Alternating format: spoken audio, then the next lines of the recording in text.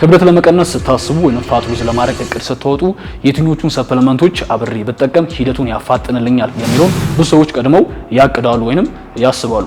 ስለዚህ ገንዘባችሁን ከማባከናችሁ በፊት ይሄን ቪዲዮ ማየት አለባችሁ። ገበያው ላይ ካሉ በመቶዎች ከሚቆጠሩ ፋት በርነሮች ወይንም ፋትን በርን ለማድረግ ከሚሰሩ ሰፕሊመንቶች በጣም ጥቂቶቹ ናቸው ሳይንስ ቤዝድ የሆነ ተሞክረው ውጤት ያላቸው።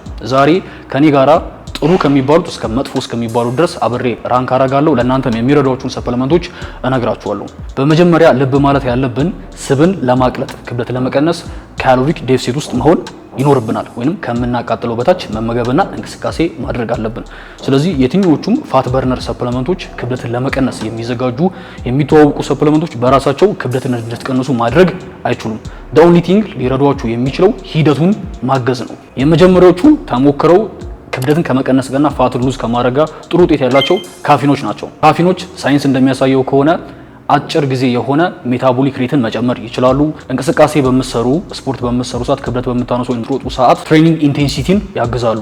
ጫና ያለው እንቅስቃሴ እንድታደርጉ ፋት በርን እንድታደርጉ ማድረግ ይችላሉ። እንዲሁም ፋት ኦክሲዳይዜሽን ወይም ፋት በርን የማድረግን ሂደት ለረጅም ጊዜ ተሞክረው ጥሩ ውጤት ማሳየት ችለዋል። በተጨማሪም የተወሰነ አፒታይትን የመቀነስ ባህሪ ያሳያሉ። ይሄም ክብደት መቀነስ ለሚፈልግ ሰው ትንሽ ምግብ ከሚያቀጥለው በታች እንዲመገብ መጀመሪያ ያየነው ይሄ ካሎሪክ ዴፊሲት የሚባለውን ሂደት ለማገዝ ይረዳሉ። ካፊኖች ዋጋቸው በጣም ርካሽ ነው፣ ይሰራሉ፣ እንዲሁም ውጤታቸውም ፕሪዲክተብል የሚታወቅ ነው። ካፊኖችን በቀን ውስጥ ከ100 እስከ 300 ሚሊግራም መጠቀም ትችላላችሁ፣ ሰውነታችሁ እንደሚወጣው ቶሎሬት እንደሚያደርገው መጠን። ሁለተኛ ላይ የምናገኘው ግሪን ቲ ኤክስትራክት ነው።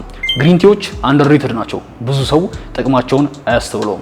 አረንጓዴ ሻዮች ቴርሞጄኔሲስን የመጨመር አቅም አላቸው። ቴርሞጄኔሲስ ማለት ሰውነታችን ውስጥ ሙቀት ሲፈጠር ማለት ነው። ቴርሞጄኔሲስ በሚጨምርበት ሰዓት ፋት ኦክሲዳይዜሽን ፋት በርን የማድረግ አቅማችን ይጨምራል። ብዙ ጉልበት ማውጣት እንችላለን። እንዲሁም አብሮ ብዙ ካሎሪ በርን መሆን ይችላል። ስለዚህ ግሪን ቲዎች አረንጓዴ ሻዮች መጀመሪያ ካየናቸው ከካፊን ጋር ደግሞ አብሮ በሚሆኑ ሰዓት ጥሩ ውጤት ያሳያሉ። ፋት በርን የማድረግ አቅማቸው አነስተኛ ቢሆንም በጊዜ ሂደት ግን የሚታይ ሜዠረብል የሆነ ውጤት ፋት ሉዝ ከማድረግ ጋር ማሳየት ይችላሉ። ያም ከ2 እስከ 4% ፋት በርን የማድረግ ሂደትን ማፋጠን ይችላሉ።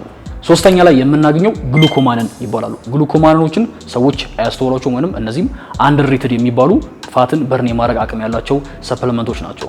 ብዙ ሰዎች ግሉኮማንን የማያስተውሉት ግሉኮማኖች የሚሟሙ ፋይበሮች ናቸው። በዋነኛነት የግሉኮማኖች ስራ ሆድ ውስጥ ኤክስፓንድ ማድረግ ይችላሉ።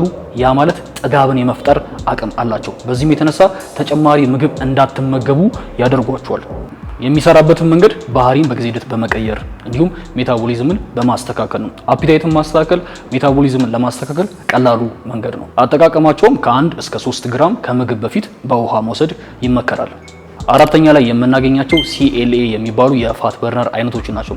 ሲኤልኤዎች እስካሁን ካየናቸው ትንሽ ለየት የሚያደርጋቸው ክብደት የመቀነስ ሂደትን ማገዝ ብቻ ሳይሆን ፋት ማስን የመቀነስ አቅም አላቸው። ወይንም የስብን መጠን የመቀነስ አቅማቸው በሳይንስ የተጠና ነው። ጥናቶች የሚያሳዩት ሲኤልኤ ሰፕሊመንቶች በአንድ ወር ውስጥ ከግማሽ ኪሎ እስከ 1 ኪሎ የተከማቸን ስብ የመቀነስ አቅም አላቸው። ከፕሌሲቦ ጋር በሚነጻጸሩበት ሰዓት ፕሌሲቦ ታዋቂ የፋት ሉዝ ትሪትመንት ነው፣ ሰዎች በብዛት ይጠቀሙታል። ነገር ግን ሲኤልኤ የተጠና የተሻለ ውጤት ማሳየት ይችላሉ።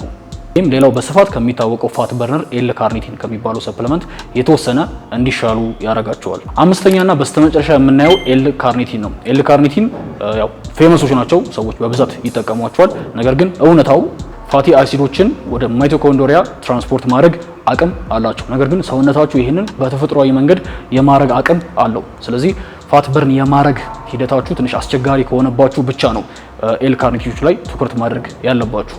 የሰውነት ክብደታቸው በጣም የበዛ ሰዎች፣ ኦቨርዌይት የሆኑ ሰዎች እንዲጠቀሙት ይመከራል።